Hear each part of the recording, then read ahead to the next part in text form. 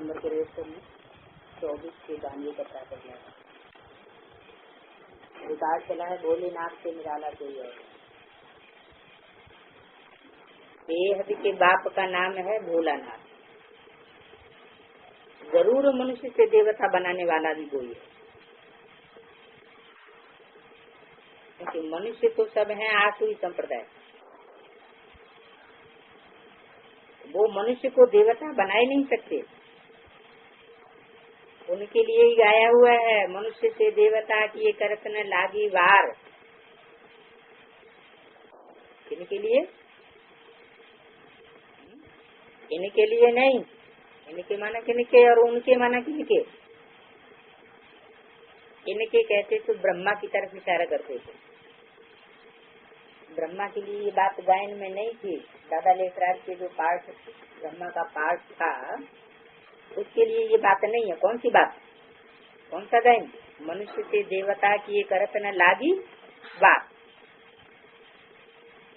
तो उनका तो 69 में शरीर भी छूट गया। लेकिन सत्य को तो आना है, देवताई दुनिया तो आनी है। अमरलोक में देवताएं रहते ही हैं। अमरलोक में ये है मृत्युलोक। सूक्ष्म में मृत्युलोक क्या हुआ और स्थूल में मृत्युलोक क्या है? स्थूल में तो स्थूल मृत्यु होती रहती है और सूक्ष्म मृत्युलोक निश्चय हुआ, जन्म लिया बच्चे ने कि मैं ईश्वर बाप का बच्चा हूँ, और अनिश्चय हुआ, मृत्यु हो गई। तो ये निश्चय अनिश्चय का जन्म मरण का चक्र इस दुनिया में चलता है। अभी अमरलोक नहीं कहेंगे। जरूर बाप आकर के मृत्यु लोक में अमर कथा सुनाएंगे, अमर बनाने के लिए। अब मनुष्य से देवता किए करतन लागी वार, ये किसको कहा जाए? जरूर अकाल मूर्त परम पिता परमात्मा जो आदि सनातन देवी देवता धर्म की रचना करने वाला है, उनके लिए कहा जाए। उसके लिए जो अकाल मूर्त है, अकाल मन तो काल खा नहीं सकता। मूर्त भी है, ऐसे नहीं उसकी मूर्ति नहीं है, साकार रूप नहीं है। अच्छा, भला किस वर्णों के मनुष्य को देवता बनाएंगे? वर्ण भी शास्त्र में गाए हुए। परम पिता परमात्मा ब्रह्मा तन से रचना रचते हैं, अडाप्ट करते। ब्रह्मा द्वारा जरूर शूद्रों को ही अडाप्ट किया होगा और करता होगा। तो कहेंगे कि शूद्र वर्ण के मनुष्यों को ब्राह्मण वर्ण में ले आते हैं। इतने सभी बच्चे कहते हैं कि हम ब्रह्मा कुमार कुमारी हैं, ब्रह्मा की संतान हैं, प्रजापिता है, तो जरूर धर्म के बच्चे होंगे। मुखवंशावली माता पिता की चाहिए ना। ब्रह्मा की भी मुखवंशावली कहेंगे, बाबा की भी मुखवंशावली, तो दादी की भी मुखवंशावली ठहरी। मुखवंशावली का तो यहाँ नाम ही नहीं है। वो कलयुगी ब्राह्मण है कुखवंशावली। कुख माना गोद, और तुम ब्राह्मण हो मुखवंशावली। क्यों? क्योंकि तुम मुख से निकले हुए वर्षण के आधार पर ब्राह्मण बने, और वो गोद के आधार पर, गोद में खेलने के आधार पर ब्राह्मण बने हैं। वो ब्राह्मण तो एक दो का हथियाला बांधते हैं बिक पिलाने के लिए। एक दो का हाथ किस लिए मिलाते हैं? विष पिलाने के लिए। और तुम ब्राह्मण अमृत पिलाने परमात्मा से हथियाला बांधते हो। हम कोई मनुष्य से हथियाला नहीं बांधते क्या? वो ब्राह्मण क्या करेंगे? वो ब्राह्मण है तो अपनी बच्चियों को, ब्राह्मणियों को किसी आदमी के हाथ में दे देंगे, पुरुष के हाथ में, इनकी रक्षा करो। और बाप यहाँ क्या होता है? यहाँ यहाँ हथियाला कैसा बांधा जाता है, किसके साथ? तुम ब्राह्मण अमृत पिलाने के लिए, पीने के लिए परमात्मा से हथियाला बांधते हो, क्या फर्क हुआ? वो ब्राह्मण हथियाला एक दो का बांधते हैं, किसके साथ? मनुष्यों के साथ विष पिलाने के लिए बांधते हैं, और तुम परमात्मा से हथियाला बांधते। तो देखो कितना अंतर हो गया। वो नरकवासी बनाने वाले, नरकवासी माने नरक माना वैश्यालय, विषय माना बेविचारी, वो नरकवासी बनाने वाले और यह स्वर्गवासी बनाने वाला। कैसे? शिव के मंदिर को क्या कहेंगे? शिवालय कहेंगे। शिवालय में एक की ही पूजा होती है, एक बीच में बैठा हुआ है और बाकी सब देवताएं बाजू में रखे हुए हैं, चारों तरफ। सब किसकी उपासना करते हैं? एक की उपासना करते हैं। और वैश्यालय में क्या होता है? वैश्यालय में वैश्या एक और पूजा कितनों की करती है? ढेरों की पूजा करती है। ज्ञानामृत से मनुष्य से देवता यह बनाते। हम जब ईश्वर की औलाद बनते हैं तो फिर मदद भी तो मिलती है, सगे और लगे भी होते हैं ना। लगे बच्चों को इतना मदद नहीं मिलेगी। सबकी बात बताई जी है? लगे बच्चों को इतनी मदद नहीं मिलेगी, माना जब कयामत होगी, विनाश होगा, तो जो लगे बच्चे होंगे उनको मदद नहीं मिलेगी, लेकिन मातेले जो बच्चे होंगे उनको मदद मिलेगी। लगे बच्चों को उतनी मदद नहीं मिलेगी जितनी सगे बच्चों को मिलेगी। बाप का लव भी सगे पर ही रहता है। सगा बच्चा न होगा तो फिर भाई के बच्चों को लव करना पड़ेगा, वह धर्म का बच्चा बनाना पड़ेगा।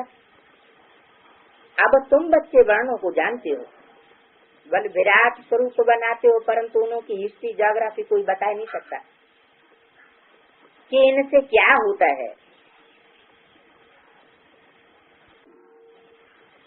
विराट रूप का चित्र तो बनाते हैं, लेकिन हिस्ट्री ज्योग्राफी नहीं बता सकते। किसकी? उस विराट पुरुष की। अभी बाप समझाते हैं कि ये चक्र फिरता है, इतने जन्म देवता धर्म में, इतने जन्म क्षत्रिय वर्ण में। यहाँ कोई गपोड़े की बात नहीं है।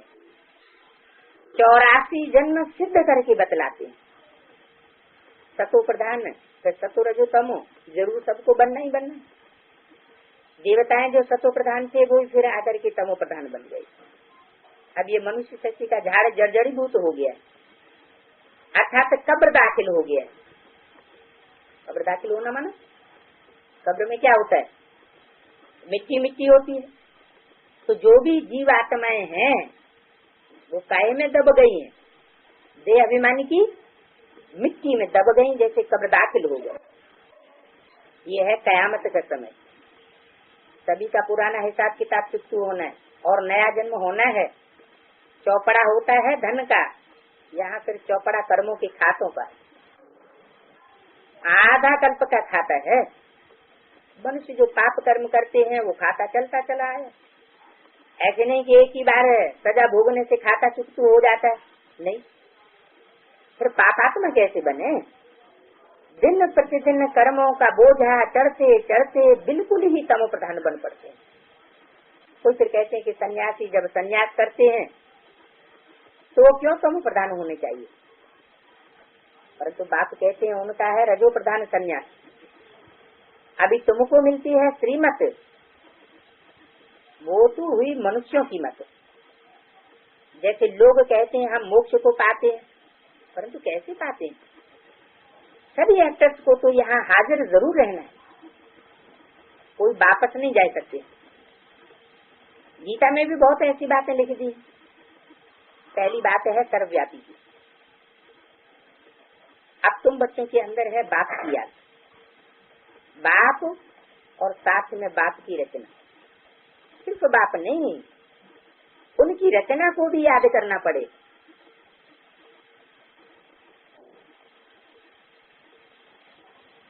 अपना धंधा धोरी भी करते हो और साथ साथ मूल वतन सूक्ष्म वतन शिव बाबा की बायोग्राफी ब्रह्मा विष्णु शंकर को भी जानते हो। फिर संगम युग की जगदम्बा जगत पिता उनको भी जान लिया है। जगदम्बा सरस्वती गाई जाती है, उनके चित्र अनेक हैं। वास्तव में मुख्य है एक जगदम्बा सरस्वती। यह ब्रह्मा व्यक्त है जो फिर अव्यक्त बनता है। अव्यक्त के बाद वह ब्रह्मा फिर साकार महाराजा श्री नारायण बनते हैं।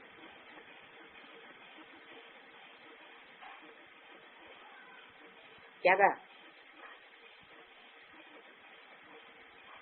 नोट करना, यह ब्रह्मा व्यक्त है, यह वह नहीं, यह ब्रह्मा व्यक्त है जो अव्यक्त बनता है।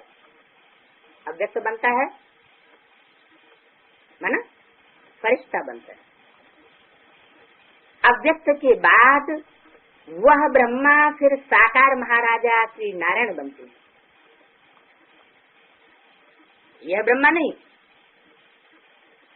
अव्यक्त के बाद वह ब्रह्मा, वह क्यों कर दिया, दूर क्यों कर दिया? जरूर भविष्य में उस ब्रह्मा का पाठ बजने वाला है जो अव्यक्त स्टेज वाला होगा। व्यक्त शरीर में होते हुए भी जैसे अव्यक्त स्टेज, जैसे कि है ही नहीं इस दुनिया में। अव्यक्त के बाद वह ब्रह्मा फिर साकार महाराजा श्री नारायण बनते हैं। रजनीका प्रिंस बनते हैं। क्या बनते हैं?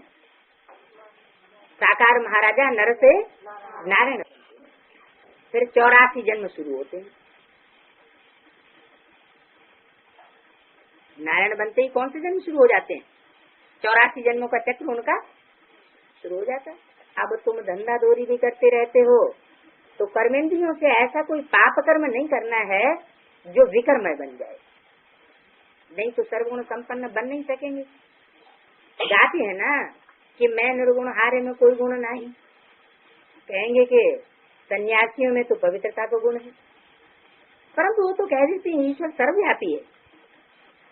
और गीता किसने ने गाई है? ये दो बड़ी बड़ी भूलें कर देते।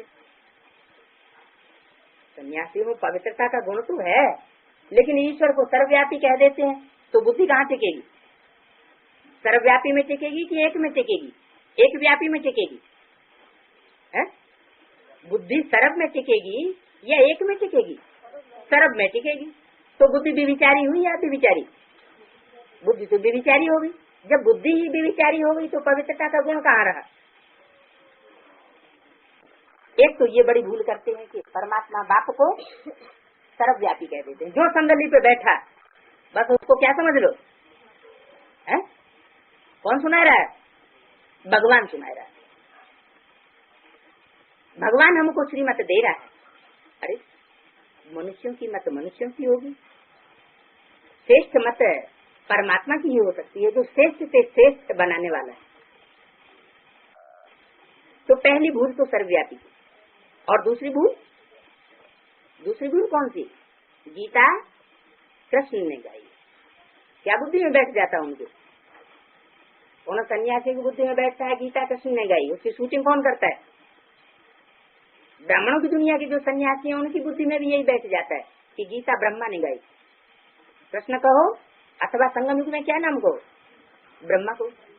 कि गीता का भगवान जो है वो ब्रह्मा का स्वरूप है, बाकी कोई गीता का भगवान नहीं। ये कहना भी कितनी अपवित्र बात है। क्या गीता का भगवान कृष्ण है, इसमें अपवित्रता की क्या बात हो गई? अरे सृष्टि का पहला पत्ता है कृष्ण, उसमें अपवित्रता कहाँ से आ गई? उस सत्य के कृष्ण बच्चे की बात ही नहीं। वो गीता का भगवान हो ही नहीं सकता, वो तो रचना हो गई। रचयिता बाप तो उसको जन्म देने वाला कोई और होगा ना कृष्ण बच्चे को, कि कृष्ण बच्चा ऊपर से आ जाएगा? सतयुग में जो कृष्ण बच्चा पहला बच्चा पैदा होगा वो किसी से तो जन्म लेगा, किसी की तो रचना हुई, तो उसका भी कोई रचयिता है। अगर रचना को रचयिता कह दिया जाए, बच्चे को ही बाप कह दिया जाए, तो ये तो जुल्म हो गया। किसके ऊपर जुल्म हुआ? सबसे पहले जुल्म हुआ माँ के ऊपर, कि माँ का पति किसको बना दिया? बच्चे। यज्ञ के आदि में भी ऐसे ही गड़बड़ हो गया। जो मम्मा बाबा को कंट्रोल करने वाली आत्माएं थी मुरलियों में, जिनके लिए जिक्र आया है, ऐसे ऐसे बच्चे थे जो मम्मा बाबा को भी ड्रिल कराते थे, टीचर बन करके बैठते थे, आज वो बच्चे यज्ञ में है नहीं। तो जो बच्चे मम्मा बाबा जैसी सशक्त आत्माओं को भी कंट्रोल करते थे, वो उनसे ज्यादा पावरफुल हुए या कमजोर हुए? वो रचयिता हुए या रचना हुए? जरूर रचयिता हुए। इसलिए मुरलियों में बोलते हैं ब्रह्मा का भी कोई बाप था। ब्रह्मा का बाप कौन?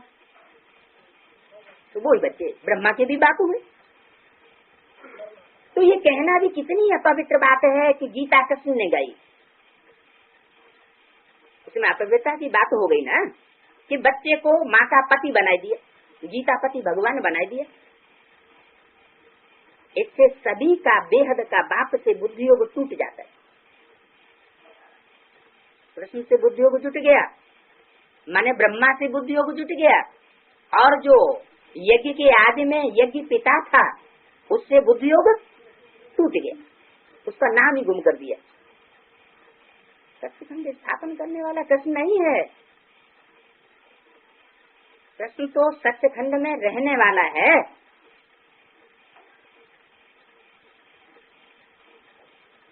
सत्यखंड स्थापन करने वाला एक बात है। क्या कृष्ण बच्चा सतयुग में होगा तो सतयुग पहले से स्थापन हुआ पड़ा होगा या वो स्थापन करेगा? सतयुग बच्चा आज जो कृष्ण पैदा होगा सतयुग में, वो सतयुग में पैदा होगा या सतयुग में वो वहां जाकर के सतयुग स्थापन करेगा? सतयुग तो पहले से ही स्थापन हुआ पड़ा है ना, लेकिन प्रैक्टिकल स्थापन करने वाला कोई तो साकार रूप में होगा ना। निमित्त तो कोई बनेगा कि बिंदी फुदू फुदू के निमित्त बनेगी। बिंदी के लिए कहें कि बिंदी ने स्वर्ग स्थापन किया, नई दुनिया की रचना की। रचयिता भी साकार चाहिए और रचना भी साकार चाहिए, बाप भी साकार चाहिए और उसका वर्षा भी साकार चाहिए, भले निराकारी स्टेज वाला हो बाप। तो सत्यखंड स्थापन करने वाला एक बाप है। उल्टी बात बतलाने से मनुष्य मात्र निर्धन के बल पड़े, जिनका कोई धनी धोरी नहीं रहा। सबकी अपनी अपनी डपली और अपना अपना राग। अभी तुम बच्चों में कोई भी अवगुण नहीं होना चाहिए। सबसे पहला अवगुण है देह अभिमान का। घड़ी घड़ी देह अभिमान आ जाता है। देही अभिमानी बनने में बहुत मेहनत है। देह अभिमानी के कारण ही और सब विकार आते हैं। क्या अगर ये गधा न हो रावण के सिर पर 5 विकार 5 सिर दिखाए जाते हैं। काम क्रोध लोभ मोह अहंकार रावण के सिर, और उनके ऊपर कौन सा सिर दिखाया जाता है? गधे का सिर। तो देह अभिमान के कारण ही और सब विकार आते हैं। अहंकार है पहला नंबर शत्रु। बाप डायरेक्ट कहते हैं कि लाडले बच्चे देह अहंकार छोड़ दो।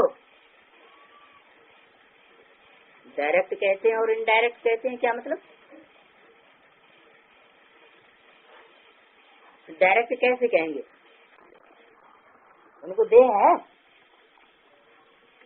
कहते हैं मुझे तो देह है नहीं, फिर डायरेक्ट कैसे कहेंगे? जरूर डायरेक्ट बाप का पार्ट चलता है, ऐसे नहीं माँ के थ्रू चलता है। माता का पार्ट अलग और बाप का डायरेक्ट पार्ट, वर्षा देने वाला पार्ट अलग, बीजारोपण ज्ञान का करने वाला पार्ट अलग। तुम इन आर्गन से सुनते हो और समझते हो। अब बेहद का बाप मत देते हैं कि मुझे याद करो तो तुम्हारे विकर्म भी नाश हो जाए। कोई भी ऐसा पाप कर्म नहीं करो जो बदनामी हो जाए और पदभ्रष्ट हो जाए। बाप कहते हैं बच्चे समझते हो, मैं तुमको सहज राजयोग सिखलाकर स्वर्ग का मालिक बनाता हूँ। ये बात समझते हो कि मैं बनाता हूँ, कोई मनुष्य नहीं बनाता है। कैसे बनाता हूँ, क्या सिखला करके बनाता हूँ? राजयोग सिखला करके स्वर्ग का मालिक बनाता हूँ। उस योग में राज भरा हुआ है। मनुष्य को राजयोग सिखलाए स्वर्ग का मालिक नहीं बना सकते हैं। मनुष्य को राजयोग नहीं सिखला सकता। कौन सा राजयोग? जिसमें इंद्रियों को कंट्रोल करना सिखाया जाता है। अब बाप तुमको सत्य समझाते, तुम सत्य के संग में बैठे हो। क्या सत्संग किसे कहें? सत्य का संग हो तो सत्संग। दुनिया में सब कैसे हैं? सच्चे हैं कि झूठे हैं? दुनिया में तो सब झूठे हैं।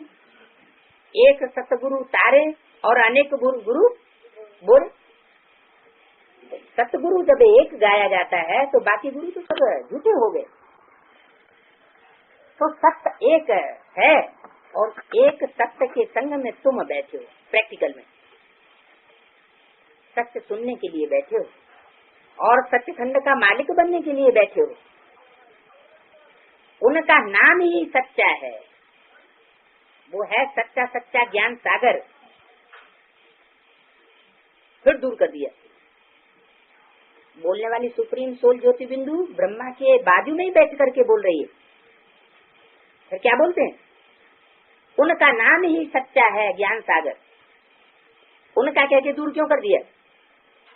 क्योंकि जरूर है जो ज्ञान सागर प्रैक्टिकल बाप है, वो प्रैक्टिकल में पार्ट अभी भविष्य में बजने वाला है। तो बाप कहते हैं मैं ज्ञान का सागर हूँ। ज्ञान सागर से तुम ज्ञान नदियाँ निकलती हो, वो नदियाँ तो पानी के सागर से निकलती है। क्या पानी के सागर से? चैतन्य नदियों की बात है या जड़ नदियों की बात है? चैतन्य नदियाँ भी पानी की होती हैं। पानी को मथने से कुछ भी नहीं निकलेगा। पानी का मंथन करने से कुछ निकलेगा? सागर को मंथन करेंगे तो निकलेगा। तो वो नदियाँ तो पानी के सागर से निकलती है। क्या तुम ज्ञान सागर से निकलती है। ज्ञान सागर से निकली हुई नदियों में और पानी के सागर से निकली हुई नदियों में अंतर क्या होगा? उनका मनन चिंतन मंथन चलेगा और उनका मनन चिंतन मंथन नहीं चलेगा। उनका देह और देह की दुनिया की बातों का ही मनन चिंतन मंथन चलेगा। मकान बनाओ, ये करो और प्रदर्शनी करो, मेले करो, मलागड़े करो। जो मन के उत्थान का कार्य है, मनन चिंतन मंथन जो चलना चाहिए सो नहीं चलेगा। तो वो नदियां तो पानी के सागर से निकलती हैं। वो पतित पावनी कैसे कही जा सकती हैं? कौन सी? जिन्हें पानी के सागर से निकली हुई नदियों का मनन चिंतन मंथन चलता ही नहीं। किस बात में मनन चिंतन मंथन?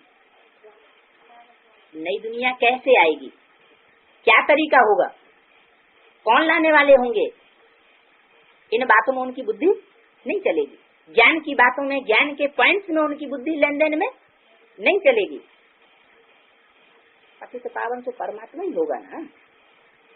जो ज्ञान का सागर है वो गंगा सारी दुनिया में थोड़ी जाएगी।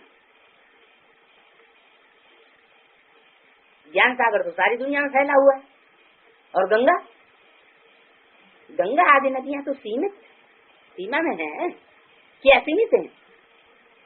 वो तो सीमा में। ये तो बेहद के बाप का ही काम है। क्या पतितों को पावन बनाना। सारी दुनिया पतित है, उन पतितों को पावन बनाने का काम एक बाप का है। तो सूत्र से ब्राह्मण तुम बनते हो। ब्राह्मण है चोटी, परंतु अब सत्व प्रदान नहीं करेंगे, क्योंकि अभी सब पुरुषार्थी है, सेवा कर रहे हैं, ईश्वरीय संतान है, इसलिए ब्राह्मणों का बहुत मान है।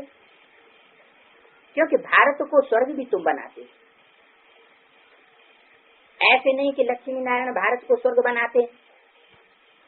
क्या लक्ष्मी नारायण तो देवता हो गए, वो तो देवताएं तो होते ही हैं नई दुनिया में, उनको नई दुनिया स्वर्ग बनाने की क्या दरकार, वो तो पहुंच ही गए जन्म ऐसी दुनिया में। तो बनाता कौन है? तुम ब्राह्मण बच्चे बनाते हो, ये तो बाप बनाते हैं, बच्चे सहयोगी बनते हैं, ब्राह्मण द्वारा बनवाते हैं, न कि देवताओं द्वारा बनवाते हैं।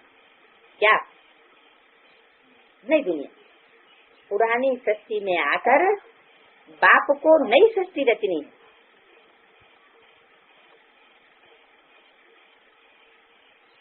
हाथ बच्चों को लगवाते हैं, लेकिन करण करावन हार गाया कौन जाता है?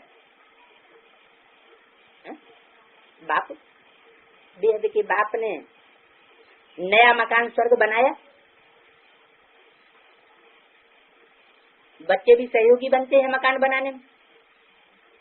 बाप मकान बनवाता है तो दुनिया नाम किसका लेगी? बच्चों ने बनाया अलग अलग, बच्चों का नाम लेगी या बाप का नाम लेगी? किसने मकान बनवाया? बाप का नाम लेगी। तो बेहद के बाप ने नया मकान स्वर्ग बनाया, नई चीज को पुराना तो हो नहीं। लोग बाप भी नया मकान बनाते हैं तो जरूर पुराना होगा, ऐसे नहीं कि बाप ने पुराना किया। सतो प्रधान से तमो प्रधान हर से ही जरूर बनेगी, वैसे सारी सृष्टि भी नई से पुरानी होगी जरूर। अब देह के सब धर्म आदि छोड़ करके अपन को आत्मा समझो। बाप सभी बच्चों के लिए कहते हैं कि अब ये खेल पूरा होता है, अब घर वापस चलना है। भूल तो नहीं गए हो? मैं तुमको सहज राजयोग सिखलाने के लिए आया हूँ। क्या कठिन नहीं है? कठिन कब होता है? देवान में आने से कठिन हो जाता है, और आत्माभिमानी बनकर रहने से सहज हो जाता है। तुम हम 5000 वर्ष पहले भी मिले थे। कौन कौन? तुम और हम। आत्मिक स्टेज में रहने वाले बच्चों से बाप पहले भी मिले थे। मैंने तुमको राजयोग सिखलाया था, याद है ना? भूल तो नहीं गए हो? मैं कल्प कल्प तुमको आकर के बादशाही देता हूँ, तुमको कौड़ी से हीरे जैसा बनाता हूँ। बच्चे कहते हैं बाबा इस चक्र से छूट नहीं सकते क्या? बाप कहते हैं नहीं, ये शक्ति चक्र तो अनादि है, अगर चक्र से छूट जाए फिर तो दुनिया ही खत्म हो जाए। एक एक करके सारे चक्र से छूट जाए तो 500-600 करोड़ सब खलास हो जाएंगे, फिर दुनिया में रहेगा कौन? ये चक्र तो जरूर फिरना है। मैं अब फिर से आया हूँ, कल्प कल्प कल्प के संगम में आता ही रहता हूँ। 3 बार कल्प क्यों बोला? 2 बार कल्प बोलने से भी कार्य काम चल जाता है। 3 बार 4 बार क्यों बोलते हैं?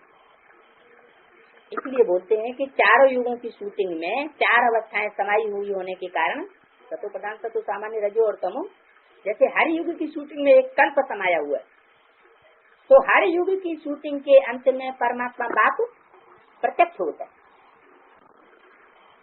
उन्होंने सिर्फ युग युग लिख दिया। किन्होंने? शास्त्र बनाने वालों ने। क्यों लिख दिया युग युग? क्योंकि उनको शूटिंग काल का ज्ञान है ही। कहते भी हैं कि पति तो पावन आओ, आकर के पावन बनाओ। ऐसे नहीं कहते कि हे पति तो पावन आओ, आकर के ज्ञान सुना के चले जाओ। इसलिए बुलाते हैं ज्ञान सुनाने के लिए नहीं, पतितों को पावन बनाने के लिए। तो ज्ञान सुनाना मुख्य धंधा हुआ या पतितों को पावन बनाना मुख्य धंधा हुआ? ज्ञान सुनाने के लिए तो नहीं बुलाते। मकसद एम ऑब्जेक्ट ज्ञान सुनाने की नहीं है, पतितों को पावन बनाने की है। तो गाते भी है पतित पावन आओ, आकर के पावन बनाओ, सुख धाम में ले चलो। पतित दुनिया में तो दुख ही दुख है। शांति धाम और सुख धाम, तुम कहाँ चलेंगे? बात कहते हैं सुख धाम में तो बहुत सुख है, अगर मुक्ति धाम में जाएंगे तो भी पार्ट में तो जरूर आना पड़ेगा। ऐसे नहीं हमेशा के लिए मुक्त हो जाएंगे, थोड़ा बहुत तो पार्ट बजाना ही पड़े हर आत्मा को। परंतु जब स्वर्ग पूरा हो जाएगा तब मुक्ति धाम से उतरेंगे। कौन?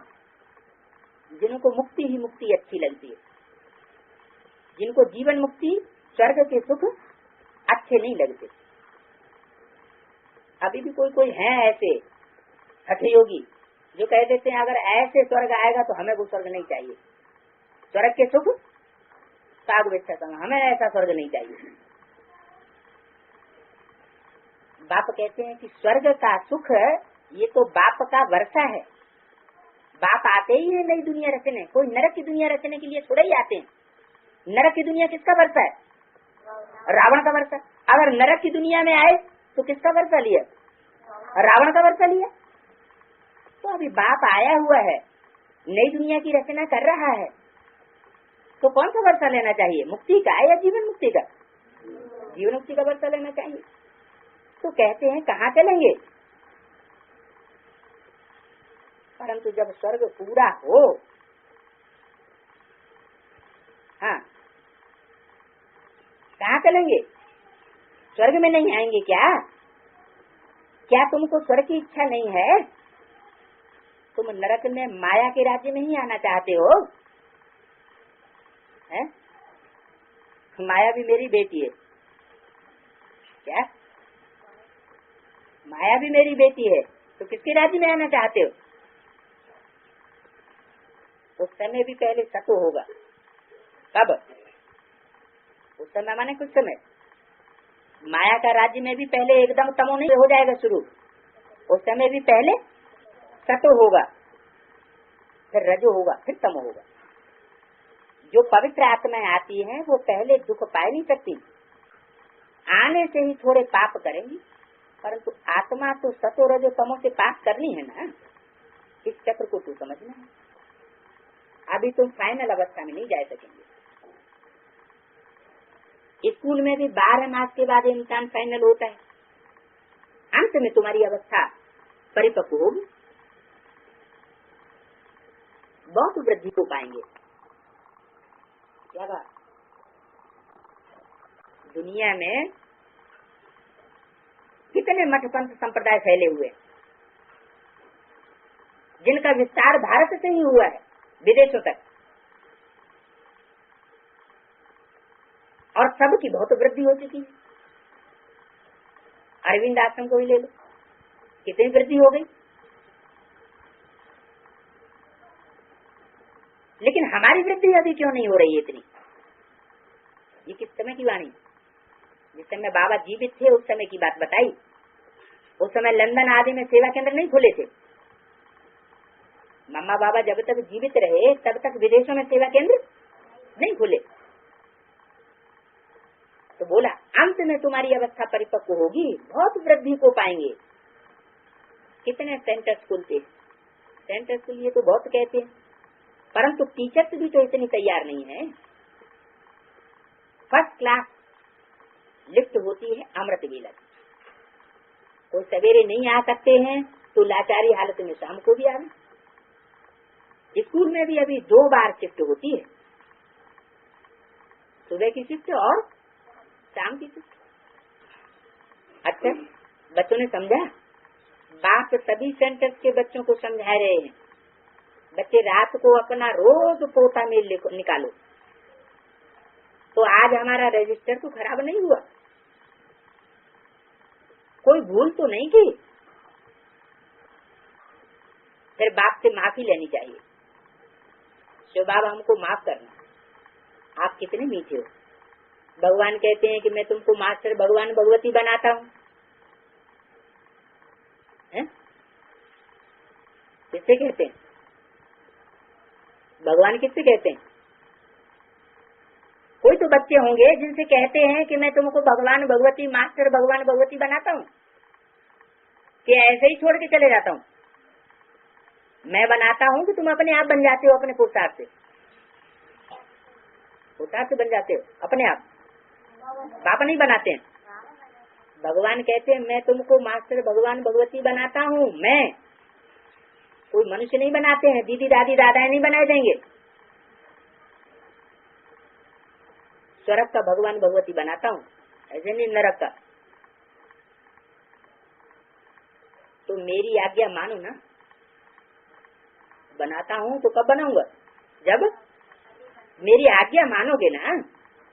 नंबर 1 फरमान है कि देही अभिमानी बनो। घड़ी घड़ी क्या हो जाता है? घड़ी घड़ी देह अभिमान आ जाता है। विकार में मत जाओ, ये महादुश्मन है। इन पर अगर जीत नहीं पाई तो पद भ्रष्ट हो जाएगा, तो कलंकित बन जाएंगे। माया बड़ी प्रबल है। ये लड़ाई है दीवे और तूफान की, इसमें तो बहादुर दिखानी पड़े। हम बाप के बने, फिर ये माया कैसे विघन डालती है, कैसे विघन डाल सकती है? हाँ, तूफान तो मचाएगी, परंतु कर्मेंद्रियों से कभी कोई विकर्म नहीं करना। बहुत ऊंच पद मिलता है ना, कुछ ख्याल भी करो। तुम किसको कहेंगे कि हम नर से नारायण बनने के लिए पढ़ते हैं, तो सब तुम्हारी हंसी उड़ाएंगे।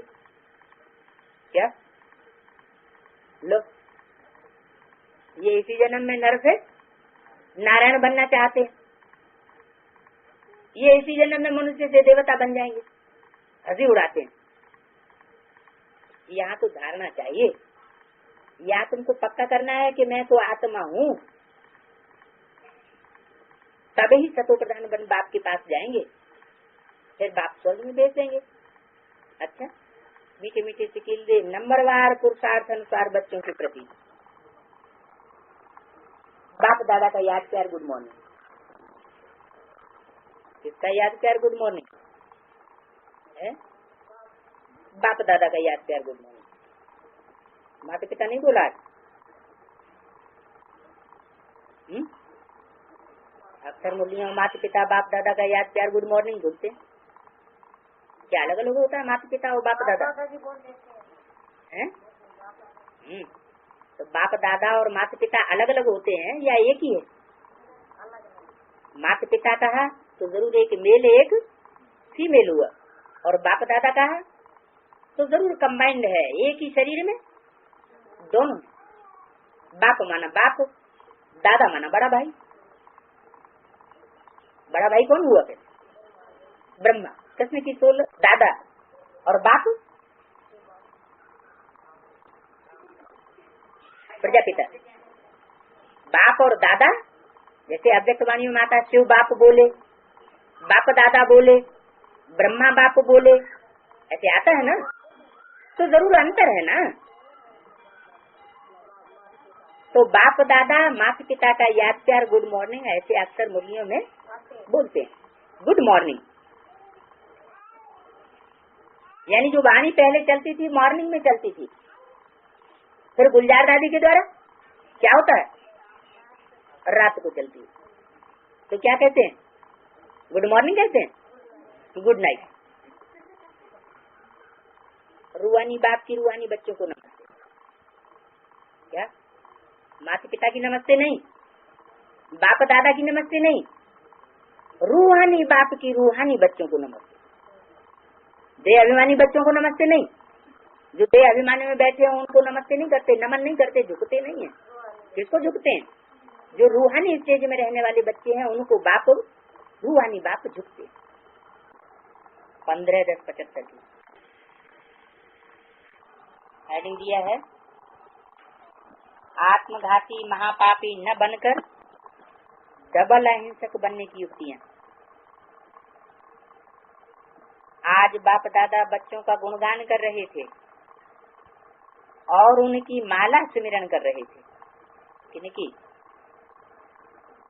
बच्चों की माला गुणगान करते देखा कि ड्रामा के अंदर बच्चों का कितना ऊंचा सर्वश्रेष्ठ पार्ट है।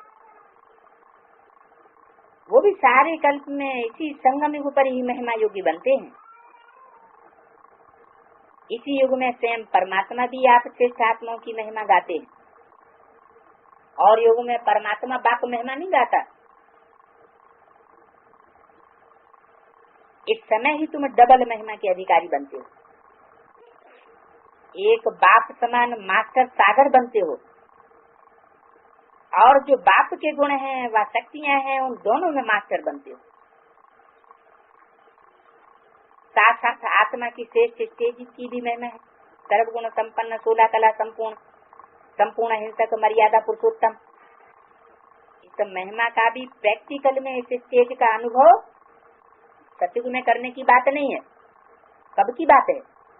कब का गायन है? सर्वगुण संपन्न, 16 कला संपूर्ण आदि आदि संगम युग पर अभी अनुभव करते हो, अनुभव करते हो प्रैक्टिकल जीवन में। सर्वगुण संपन्न, 16 कला संपूर्ण, संपूर्ण अहिंसक और मर्यादा पुरुषोत्तम। 16 कलाएं क्या है, मर्यादाएं क्या है, इन सब बातों की नॉलेज इस समय धारण करते हो तो डबल महिमा के योगी बनते हो, 2 जहान के मालिक बनते हो, डबल पूजा के योगी बनते हो। डबल पूजा कौन सी है? एक तो तुम्हारी साकारी मूर्ति भी बनती है और दूसरी शालिग्राम आत्मिक स्टेज की भी तुम्हारी पूजा होती है। और शिव बाबा की सिर्फ निराकारी स्टेज शिवलिंग की ही पूजा होती है। मूर्तियां तो कहीं कहीं रखी होंगी, कहीं देखी शिव के मंदिरों में मूर्ति है? शिव के मंदिरों में शिवलिंग निराकार की अवस्था की यादगार देखी है या मूर्ति देखी? मोस्टली शिवलिंग ही रखा होता है, मूर्ति नहीं होती। हाँ, शंकर की मूर्ति होती है लेकिन पूजा के लिए दिखाते नहीं है, बीच में नहीं रखी होती है। बीच में कौन सी मूर्ति होती है? शिवलिंग। तो तुम डबल पूजा की योगी बनते हो, मेरी तो सिंगल पूजा होती है। 2 जहान के मालिक तुम बनते हो, डबल वर्षा मुक्ति और जीवन मुक्ति, इन दोनों के तुम अधिकारी बनते हो। मुझे क्या मिलती है? मैं तो मुक्ति धाम का ही वासी हूँ, आता भी इस नरक की दुनिया में हूँ और फिर वापस कहाँ जाता हूँ? सुखधाम में नहीं जाता हूँ। कहाँ जाता हूँ? वही मुक्ति धाम। तो तुम डबल अधिकारी बनते हो, डबल ताजधारी बनते हो। डबल ताजधारी कौन से? प्योरिटी के ताज भी तुमको मिलता है और जिम्मेवारी का ताज भी तुम उठाते हो। स्थूल रतन जड़ ताज भी तुम्हें मिलता है क्योंकि तुमने जिम्मेवारी उठाई है नई दुनिया की स्थापना की। डबल अहिंसक बनते हो। कौन से डबल अहिंसक? एक तो स्थूल हिंसा भी नहीं करते हो क्या? वो कौरव और यादव बाहुबल के प्रयोग की बातें सोचेंगे और तुम्हारी बुद्धि में ये बात नहीं आएगी कि हम बाहुबल चलाएं क्या? धन बल का उपयोग करें और किसी के ऊपर जीत पाए लें, या बाहुबल का उपयोग करें किसी के ऊपर जीत पाए लें? नहीं। तुम्हारी बुद्धि में कौन सा बल चलेगा? बाबा की याद। इसलिए क्या बोला? बाहुबल वाले विनाश को पावेंगे और योग बल वाले राजा ही पावेंगे। कहाँ की बात है? अभी संगम युग की बातें हैं। तो तुम डबल अहिंसक बनते हो क्या? तुम काम कटारी की भी हिंसा नहीं करते और स्थूल हिंसा भी, बाहुबल की हिंसा भी नहीं करते। तो डबल बाप के लाडले और सिकीले बच्चे बनते हो क्या? डबल बाप के? ये डबल बाप कौन सा होता है? डबल बाप माना एक ब्रह्मा बाप। अगर ब्रह्मा को बाप कहें तो वर्षा मिलना चाहिए, वर्षा तो कुछ मिलता नहीं। हाँ, आत्माओं का बाप और मनुष्य, सारी मनुष्य सृष्टि का बाप, सारी मनुष्य सृष्टि उन दोनों को अपना बाप मानती है। आत्माओं का बाप वो तो शिव है ही, निराकार को तो सारी दुनिया मानती ही मानती है। लेकिन एडम और आदम जिनको कहा जाता है उनको भी सारी दुनिया मानती है। सत्य का आदि पुरुष, आदि देव जिसको कहा जाता है भारतीय परंपरा में। तो तुम डबल बाप के लाडले और सिकिलदे बच्चे बनते हो। सिकिलदे बना बहुत सिक से मिले हुए, बहुत समय के बाद ऐसे बच्चों की श्रेष्ठता का गुणगान कर रहे थे कि बच्चे कैसे बालक बनकर के विश्व के मालिक भी बन जाते हैं। ऐसे अपनी महिमा क्या स्वयं भी सिमरन करके हर्षित होते हो। इस सुमिरन से कभी भी माया का वार नहीं हो सकेगा। किस सुमिरन से? कि हम डबल बाप के बच्चे हैं। एक मनुष्य शक्ति का बाप प्रजापिता, वो भी प्रैक्टिकल में अभी मौजूद है। प्रजापिता सूक्ष्म वतनवासी नहीं होता, किसके साथ होता है? जहाँ प्रजा होगी 500 करोड़, वहाँ प्रजा का पिता भी होगा। 500 करोड़ मनुष्य शक्ति की एक भी मनुष्य आत्मा इस सृष्टि पर अगर है पतित स्टेज में, तब तक प्रजापिता वापस नहीं जा सकता, वो बांधा हुआ है, जैसे शिव बाप बांधा हुआ है। तो इस सुमिरन से कभी भी माया का वार नहीं हो सकेगा। किस सुमिरन से? कि हम डबल बाप के बच्चे हैं। प्रैक्टिकल में बाप आज देख रहे थे कि कौन कौन से बच्चे किस स्टेज तक पहुंचे हैं। मुख्य बात है, बाप समान सर्वगुणों में मास्टर सागर कहाँ तक बने, सर्व शक्तियों का वर्षा प्रैक्टिकल जीवन में कहाँ तक अनुभव किया है। सर्व शक्तियों का वर्षा, सर्व शक्तियों में मुख्य शक्तियां कौन कौन सी बताई? जैसे 3 देवताएं मुख्य हैं, वैसे 3 शक्तियां भी मुख्य हैं। कौन कौन सी? सहनशीलता,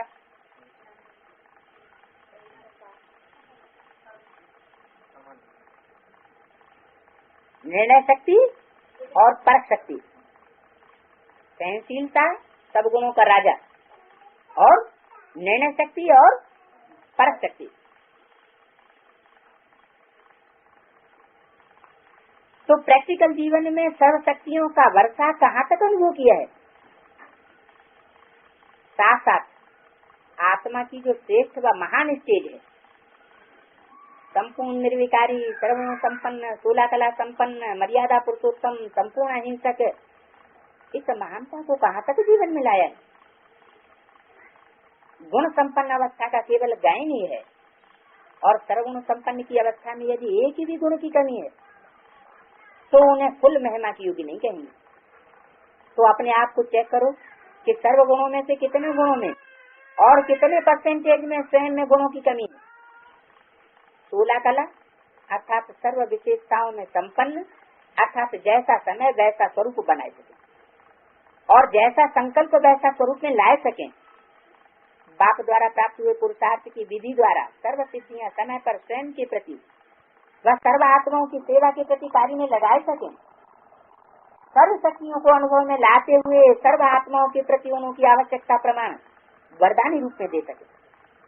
सर्व आत्माओं में बैलेंस रख सके, अर्थात अभी अभी लफुल और अभी अभी लाफुल बन सके, अभी अभी महाकाली रूप और अभी अभी शीतला रूप बन सके। ऐसी सब विशेषताएं अर्थात 16 कला संपन्न। इसके लिए सर्व कर्मेंद्रियों और सर्वात्मिक शक्तियों, मन बुद्धि संस्कार, इन सब के ऊपर अधिकार चाहिए। ऐसा अधिकारी 16 कला संपन्न बन सकता है।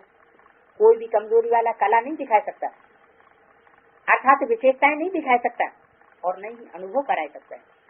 इसी रीति से अपने को चेक करो कि सर्व विशेषताएं धारण किए हैं, अर्थात 16 कला संपन्न बने हैं।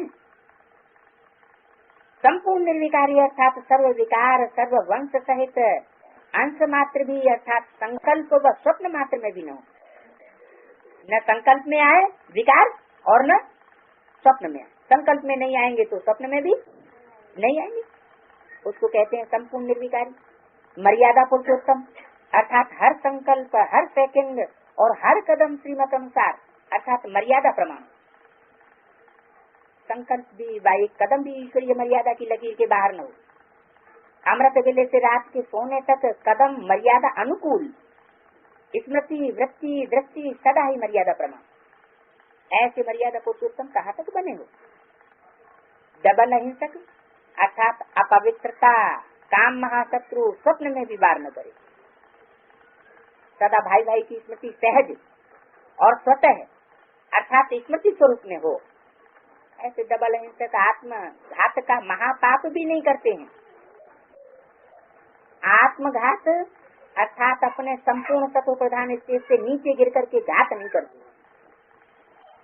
ऊंचाई से नीचे गिरना ही घात है। क्या कहा?